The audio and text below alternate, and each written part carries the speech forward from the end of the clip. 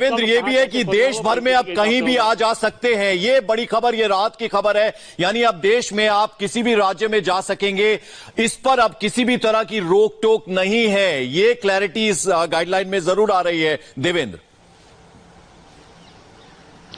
जी हाँ, बिल्कुल। चाहे इंटर स्टेट हो या इंट्रा स्टेट हो, मूवमेंट को लेकर जो प्रतिबंध था वो प्रतिबंध खत्म हो गया है, लेकिन कर्फ्यू जारी रहेगा। हालांकि कर्फ्यू के समय में बदलाव किया गया है। पहले 7 बजे से ही कर्फ्यू लग जाता था, अब रात 9 बजे से वो कर्फ्यू लगाया जाएगा, लेकिन वो कर्फ्यू जारी रहेगा समय के बदलाव के साथ। लेकिन इंटर स्टेट या इंट्रा स्टेट मूवमेंट, उसको लेकर किसी प्रकार के पास या परमिशन की जरूरत नहीं है। अगर पिछले गाइडलाइन से तुलना करें तो 2 राज्य जब सहमत होते थे तो एक राज्य से दूसरे राज्य में मूवमेंट को परमिट किया जाता था। इस बार उस चीज को खत्म कर दिया गया है। अब चाहे इंट्रा स्टेट हो या फिर इंटर स्टेट हो, यानी कि एक राज्य से दूसरे राज्य में जाना हो या एक राज्य में कहीं भी मूवमेंट करना हो, उसके लिए किसी प्रकार के पास या सहमति की जरूरत नहीं है।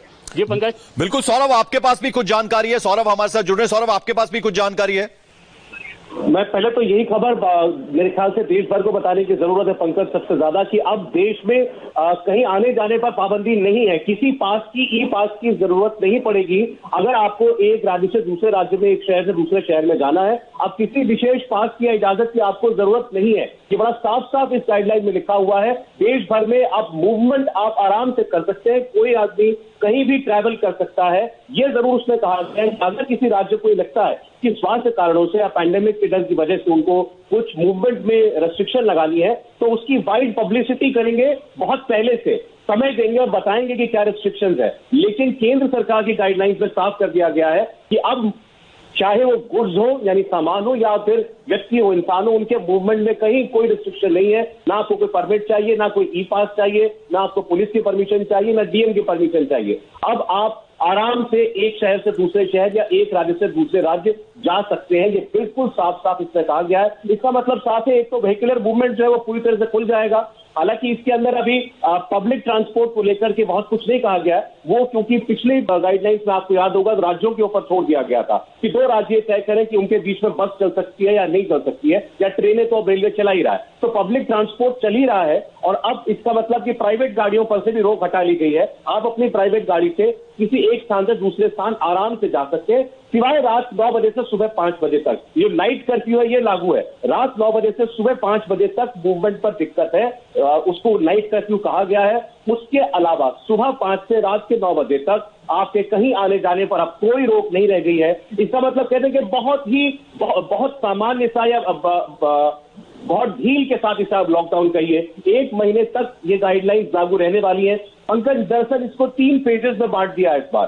फेज 1 में सबसे पहले ये कहा गया कि जो हॉस्पिटैलिटी सेक्टर था उसको खोला जाए, जिसमें रेस्टोरेंट्स आते हैं, होटल्स आते हैं, मॉल्स आते हैं, ये जो अभी तक बिल्कुल प्रतिबंधित थे उनको खोल दिया गया। ये 8 जून से फेज 1 के अंदर हॉस्पिटैलिटी सेक्टर काम करने लगेगा। इसमें एक बात अहम है, बार बंद रहेंगे, जो बार है वो बंद रहेंगे। इसके अलावा खाने पीने की जगह और मॉल, ये सब कुछ फेज 1 में खोल दिया गया है, जो 8 जून से शुरू होगा। फेज 2 में शैक्षणिक संस्थान आते हैं, यानी कि वो तमाम school, colleges, universities, training institute, coaching centres, ये सारे एक सिस्टमैटिक तरीके से दूसरे चरण में खोले जाएंगे। इसके लिए 1 महीने तक सभी राज्यों से राय ली जाएगी और फिर जुलाई में ये कब से खोलने हैं इस पर विचार किया जाएगा। तो ये अनलॉक फेज 2 है। तो अनलॉक शब्द इस्तेमाल किया गया गाइडलाइंस में। फेज 1 हॉस्पिटैलिटी सेक्टर 8 जून से, फेज 2 अनलॉक 2 जो है वो जुलाई में शैक्षणिक संस्थानों से। और इसके अलावा जितनी भी किस्म की पब्लिक गैदरिंग्स पर रोक है, चाहे वो सोशल गैदरिंग्स हो, रिलीजियस गैदरिंग्स हो, राजनीतिक कोई मजमा लगता हो जिस पर अभी तक रोक लगी हुई है, वो अनलॉक फेज 3 में आएगा। वो कब होगा उसकी तिथि इसमें नहीं दी गई है। तो अब साफ कर दिया गया है कि कंटेनमेंट जोन को छोड़कर बहुत कम गतिविधियों पर पाबंदी लगने वाली है। किस किन चीजों पर पाबंदी होगा, साफ इसमें लिखा है कि अभी जहां एयर ट्रैवल जो है वो खुले बिल्कुल पूरी तरीके से जो है उसको ओपन नहीं किया गया है, वो रेगुलेटेड है जैसा अभी चल रहा है। इसके अलावा मेट्रो नहीं चल रही है, मेट्रो चलने पर अभी पाबंदी बनी रहेगी। अब ये कब खुलेगा इस पर अभी देखना पड़ेगा। International air travel of passengers, यानी अंतर्राष्ट्रीय उड़ानें अभी नहीं उड़ रही हैं, मेट्रो नहीं चल रही है, सिनेमा हॉल नहीं खुलेगा, जिम नहीं खुलेगा, स्विमिंग पूल नहीं खुलेगा, एंटरटेनमेंट पार्क, थिएटर, बार और ऑडिटोरियम ये नहीं खुल रहे हैं। इसके अलावा असेंबली हॉल या ऐसी कोई भी जगह जहां पर ज्यादा लोग इकट्ठा हों। इसके अलावा social, political, sports, entertainment, academic, cultural, religious function on and other large congregation कोई भी वो गतिविधियां जहां पर भारी भीड़ जमा होती है वो अभी नहीं खुल रहा है। वो फेज 3 में होगा, साथ लिखा है, उसकी डेट हम बाद में आपको बताएंगे। लेकिन फेज 1 में जैसा हमने आपको बताया, फेज 1 सबसे पहले हॉस्पिटैलिटी सेक्टर को पूरी तरह खोल दिया गया है। होटल, रेस्टोरेंट खुल जाएंगे 8 जून से। इसके अलावा फेज 2 में शैक्षणिक संस्थान जुलाई में खुलेंगे। और सबसे बड़ी खबर तो बार बार ये बताने की है कि अब देश भर में कहीं आने जाने पर रोक नहीं है। यानी आप अगर दो चीजों को छोड़ दें, जो रात का कर्फ्यू है उसको छोड़ दें और कंटेनमेंट जोन को छोड़ दें, तो इसका मतलब बाकी सारी गतिविधियों को पूरे देश में एक किस्म से इजाजत दे दी गई है। हालांकि अभी भी ये राज्यों के ऊपर डाला गया है कि वो अगर समझते हैं तो वो कुछ पाबंदियां लगा सकते हैं, लेकिन बाय एंड लार्ज केंद्र सरकार की तरफ से इस लॉकडाउन को, अब इसको शायद हम लॉकडाउन भी नाम का ही कहेंगे क्योंकि अनलॉक ज्यादा इसमें है, इसलिए बहुत ज्यादा ढील इस लॉकडाउन में दी जा रही है। पंकज, बिल्कुल सौरभ, जिस तरह से आप बता रहे हैं यानी कहीं ना कहीं ये कहा जा सकता है साफ तौर पर कि हम नॉर्मलसी की तरफ बढ़ते हुए नजर आ रहे हैं। हालांकि अब चूंकि हम लोग खुद सीख गए, पूरा देश सीख गया कि मास्क एसेंशियल है और अपना सफाई रखना वो बहुत ज्यादा जरूरी है। 5 से ज्यादा लोग दुकान के अंदर या बाहर जो है वो इकट्ठा ना हो, उसका एहतियात बरतनी जरूरी है। तो कहीं ना कहीं ये कहा जा सकता है कि ये एहतियात अगर हम बरतेंगे तो मोटा मोटा कहा जा सकता है कि अब काफी हद तक नॉर्मलसी की तरफ बढ़ रहे हैं। सौरभ जी हाँ, बिल्कुल। देखिए, एक किस्म से सरकार ने ये कह दिया है कि देश को हमेशा के लिए लॉकडाउन तो किया नहीं जा सकता, इसलिए अनिवार्यताएं जो है, मास्क लगाने की अनिवार्यताएं हैं, या जो 65 साल से ज्यादा उम्र के लोग हैं, 10 साल से छोटे बच्चे हैं, गर्भवती महिलाएं हैं, या जिनको और बीमारियां हैं जैसे डायबिटीज, दिल की बीमारी या सांस लेने की बीमारी, वो लोग बाहर ना निकले। ये एहतियात अगर हर व्यक्ति को बरतना है तो बरतना है, इसकी हमको आदत डालनी पड़ेगी क्योंकि कोरोना नहीं जा रहा है, ये सभी सरकारें बार बार कह चुकी हैं। इसलिए अब लोगों के ऊपर है कि वो अपनी सेहत का ध्यान रखें। देश ने एक किस्म से तैयारी कर ली है किसी भी किस्म की इमरजेंसी सिचुएशन की। अगर मामले बढ़ते हैं उसके लिए देश में इंतजाम है, वेंटिलेटर्स का इंतजाम है, बेड्स का इंतजाम है, कंटेनमेंट जोन बनाए गए हैं अभी। इस लिहाज से वो सारी तैयारियां सरकार ने कर ली है, लेकिन देश खोल दिया गया है। इस बात कहने में कोई शक नहीं है कि देश अब पूरी तरीके से खुल गया है। आने जाने पर कोई पाबंदी है नहीं। अब बाजार पहले ही खुल गए थे और दफ्तर पहले ही खुल गए थे। इसके अलावा अब जो है धार्मिक स्थलों को भी खोलने की इजाजत दे दी गई है फेज 1 में। जैसे मंदिर, मस्जिद, गिरजे, गुरुद्वारे खुल जाएंगे, रेस्टोरेंट खुल जाएंगे, मॉल्स खुल जाएंगे। अब ये लोगों के ऊपर है कि वो मॉल जाना चाहते या नहीं जाना चाहते, लेकिन मॉल में दुकानें खुल जाएंगी। इसके अलावा होटल्स, रेस्टोरेंट्स, इन पर लगी पाबंदी भी 8 जून से खुल जाएगी। ये फेज 1 है। और फेज 2 जैसा अभी हम स्क्रीन पर दिखा रहे हैं, स्कूल, कॉलेज जुलाई में खुलेंगे, कोचिंग सेंटर्स भी फेज 2 में आते हैं, ट्रेनिंग सेंटर्स भी, ये भी शैक्षणिक संस्थानों की कैटेगरी में आता है। जो नहीं चल रहा वो भी देखिए, मेट्रो नहीं चल रही है, सिनेमा हॉल बंद है, स्विमिंग पूल अभी भी बंद है, जिम अभी भी बंद रहेंगे, बार अभी भी नहीं खुलेंगे। इसके अलावा किसी भी किस्म की रैली या किसी भी किस्म की का मजमा लगाने की इजाजत नहीं है। लेकिन व्यक्ति के मूवमेंट पर अब कोई रोक नहीं है, चाहे ये गुड्स कैरियर हो या पर्सनल व्हीकल हो।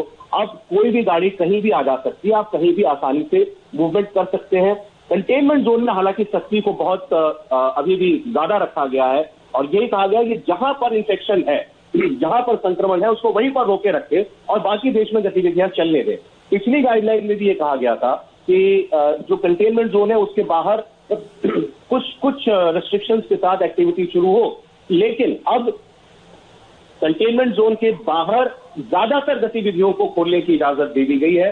और जिन गतिविधियों पर सबसे ज्यादा खतरा रहता है, जहां पर गैदरिंग होती है, उसके बारे में भी कहा गया है कि फेज मैनर में उनको भी फेज 3 में खोला जाएगा। भले ही उसकी अभी मियाद नहीं बताई गई है कि वो कब ऐसा करेंगे, लेकिन मास्क जरूर पहने, बाहर निकलते हुए आप सोशल डिस्टेंसिंग का ख्याल रखें, हाथ सैनिटाइज करते रहे, जिनको खतरा है वो बाहर ना निकले, जो वल्नरेबल ग्रुप है वो बाहर ना जाए। इसके अलावा पूरे देश में अब पाबंदियां नहीं है।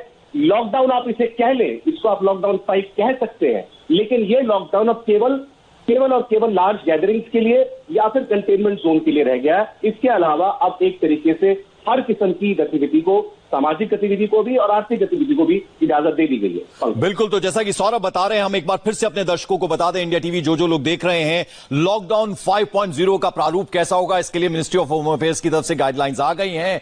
यानी एक तरह से 1 जून से देश अनलॉक होना शुरू होगा। 1 जून से पूरा हिंदुस्तान धीरे धीरे खुलने लगेगा। देश में बड़ी खबर यह है कि कहीं भी आना जाना हो, आप किसी भी राज्य में जाना चाहते हो तो आप फ्रीली जा सकते हैं, उस पर किसी तरह की पाबंदी नहीं होगी। लेकिन आपको बता दें कि जो पहला चरण है उसमें मंदिर मस्जिद भी खुलेंगे, उसके अलावा दूसरे चरण में स्कूल, कॉलेजेस और जो कोचिंग सेंटर्स अब तक बंद थे वो भी खुल जाएंगे। लेकिन मेट्रो फिलहाल नहीं खुलेंगी, मेट्रो पर अभी भी आप सफर नहीं कर पाएंगे।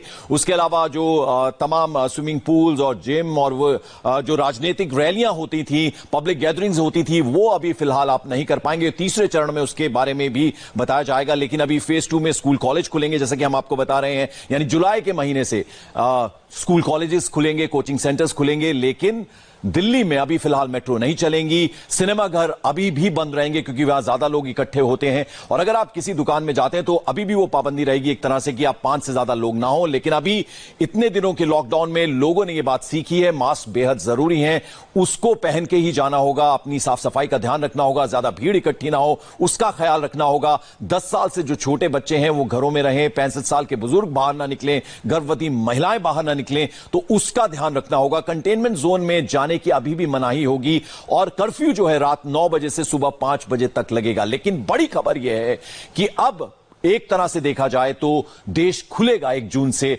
और आप एक राज्य से दूसरे राज्य में जा पाएंगे, दूसरे शहरों में जा पाएंगे, जिस पर अभी तक पूरी तरह से पाबंदी थी। तो इस वक्त की बड़ी खबर, लॉकडाउन हालांकि बड़ा है लेकिन लॉकडाउन 5.0 की गाइडलाइंस जो एक तरह से वो अनलॉक हो रहा है, देश खुलना शुरू होगा एक तरह से। लेकिन कुछ शर्तें जरूर हैं, उनका पालन करना होगा। बाकी 3 चरणों में अगर देखा जाए तो पहले चरण में क्या क्या हो रहा है वो हमने आपको बताया। 8 जून से मॉल खुलेंगे, होटल, रेस्टोरेंट ये भी खुलेंगे। उसके अलावा दूसरे चरण की अगर हम बात करें तो स्कूल, कॉलेज और कोचिंग सेंटर्स भी खुल जाएंगे। हालांकि दूसरी राज्यों की जो सरकारें हैं वो उनको अपने हिसाब से डिसिप्लिन तय करना होगा। लेकिन अब एक जगह से दूसरे जगह जाने में किसी तरह की कोई दिक्कत नहीं है। यानी आपका सामान आप एक जगह से दूसरी जगह ले जा सकते हैं। Swimming pool, gym, cinema hall ये अभी फिलहाल बंद रहेंगे। मेट्रो फिलहाल अभी नहीं चलेगी। देवेंद्र पराशर हमारे साथ लगातार बने हुए हैं। उसके अलावा हमारे दो सहयोगी और हमारे साथ जुड़ रहे हैं। राजेश कुमार मुंबई से, उसके